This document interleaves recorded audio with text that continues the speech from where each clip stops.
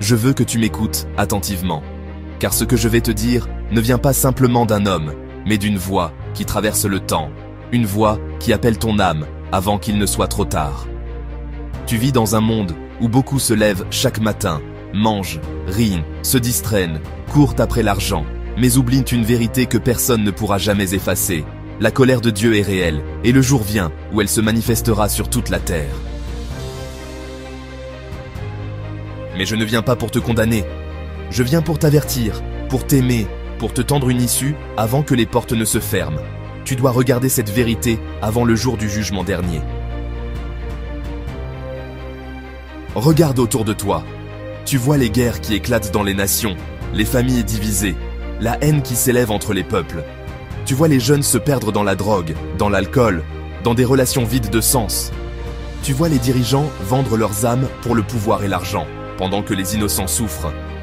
Tu vois les catastrophes naturelles, les inondations, les tremblements de terre, les feux qui dévorent les forêts. Et tu crois encore que tout cela est le fruit du hasard? Non, je te le dis. Ce sont les signes que Dieu avait annoncés depuis longtemps, les douleurs de l'enfantement avant la fin. Mais alors, tu me diras, si Dieu est amour, pourquoi parler de sa colère? Pourquoi ne pas seulement parler de sa grâce et de sa miséricorde? Je vais te répondre avec douceur, mais avec vérité, parce que l'amour sans justice n'est pas l'amour. Dieu aime tellement l'humanité qu'il a donné Jésus pour que quiconque croit en lui ne périsse pas.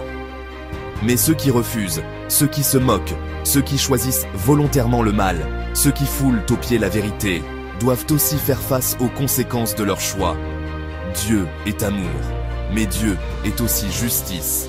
Et sans justice, l'univers entier sombrerait dans le chaos éternel. Je veux que tu imagines un instant la génération de Noé. Ils vivaient comme toi aujourd'hui. Ils mangeaient, buvaient, se mariaient, achetèrent des terres, construisèrent des maisons, se moquèrent de Noé qui annonçait le déluge. Ils disaient « Depuis toujours nous vivons ainsi, rien ne changera. » Mais quand les premières gouttes de pluie sont tombées, quand l'arche s'est fermée, quand les eaux ont recouvert les vallées, il était trop tard. Les cris des enfants, les pleurs des mères, les poings levés vers le ciel n'ont pas arrêté la colère de Dieu. Pourquoi? Parce qu'ils avaient méprisé le temps de la grâce. Ils avaient ignoré l'avertissement. Regarde les prophéties. Jésus a dit que dans les derniers jours, l'amour du plus grand nombre se refroidira. Est-ce que tu ne le vois pas? Les gens n'aiment plus vraiment. Ils utilisent les autres, ils consomment les relations comme on consomme un objet, puis ils jettent. Même dans les familles, frères et sœurs deviennent ennemis pour un héritage. Des enfants élèvent la main contre leurs parents. La sexualité est pervertie, la vérité est inversée, et le monde appelle bien ce qui est mal, et mal ce qui est bien. Je veux que tu comprennes que la colère de Dieu n'est pas un caprice.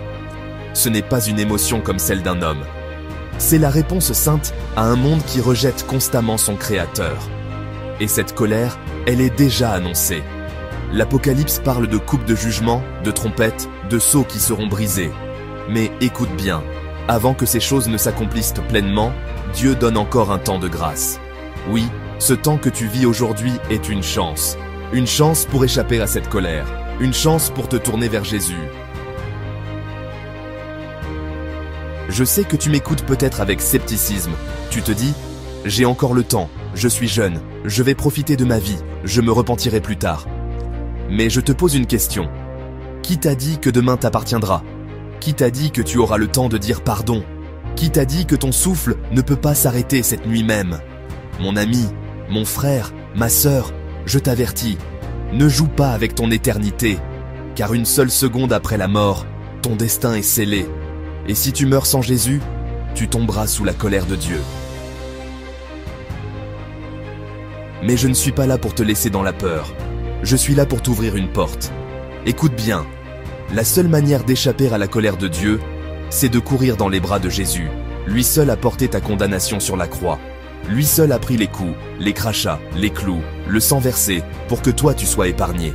Quand il a crié « Tout est accompli », cela voulait dire que la dette de ton péché avait été payée. Et maintenant, si tu crois en lui, si tu l'acceptes comme Seigneur et Sauveur, la colère qui devait tomber sur toi ne tombera plus jamais. Elle est tombée sur lui à la croix. Mais si tu refuses, alors écoute bien, tu n'auras pas d'excuse, car la parole t'a été annoncée. Tu as entendu la vérité. Tu ne pourras pas dire à Dieu « Je ne savais pas ». Aujourd'hui, le ciel entier témoigne. Aujourd'hui, les anges t'écoutent. Aujourd'hui, Jésus frappe à la porte de ton cœur et dit « Laisse-moi entrer. Ne ferme pas tes oreilles. Ne durcis pas ton cœur. » Je te parle aussi des réalités sociales que tu vis. Tu vois la pauvreté, tu vois l'injustice, tu vois la souffrance. Beaucoup accusent Dieu et disent « Si Dieu existe, pourquoi permet-il cela ?» Mais je veux te dire, ce n'est pas Dieu qui fait souffrir l'humanité, c'est le péché. C'est la cupidité des hommes, leur soif de pouvoir, leur rejet de la loi de Dieu. Et un jour, Dieu viendra mettre fin à tout cela. Mais en attendant, il tend encore sa main pour sauver ceux qui veulent être sauvés. Alors, je t'invite aujourd'hui, maintenant, là où tu es, à réfléchir sérieusement. Es-tu prêt pour le jugement dernier? Es-tu prêt à voir Jésus face à face? Si ce n'est pas le cas, je t'en supplie, donne-lui ton cœur maintenant. Dis-lui simplement, « Seigneur Jésus, je crois que tu es mort pour moi. Je crois que tu as porté ma condamnation. Je crois que tu es ressuscité. Je t'accepte comme mon Sauveur et mon Seigneur. Sauve-moi, lave-moi et inscris mon nom dans le livre de vie. » Si tu fais cette prière avec sincérité, la colère de Dieu ne tombera plus jamais sur toi. Tu seras couvert par le sang de Jésus. Et au jour du jugement, quand d'autres trembleront de peur, toi tu seras debout, sauvé, parce que tu auras choisi la vie. Je veux que tu comprennes, le monde court vers sa fin. Les prophéties s'accomplissent devant tes yeux. Les signes sont là. Les temps sont courts. Ne tarde plus. Et si ce message t'a parlé, alors ne le garde pas pour toi.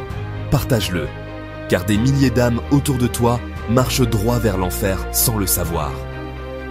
Tu peux être la voix qui change leur destinée. Avant que je parte, je veux te rappeler une dernière chose.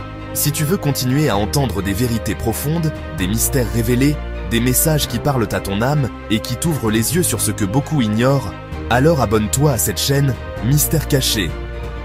Rejoins aussi la famille sur TikTok, Facebook et Instagram, parce que chaque jour, Dieu veut encore t'enseigner, te fortifier et t'ouvrir les yeux. Tu ne peux pas marcher seul dans ces temps de confusion. Tu as besoin de la lumière de Jésus. Tu as besoin de rester connecté à sa parole. Et je veux être cette voix qui t'accompagne. Souviens-toi de ceci. Celui qui est en Jésus n'a rien à craindre de la colère de Dieu. Mais celui qui marche loin de lui marche dans une illusion mortelle. Choisis la vie. Choisis Jésus. Maintenant.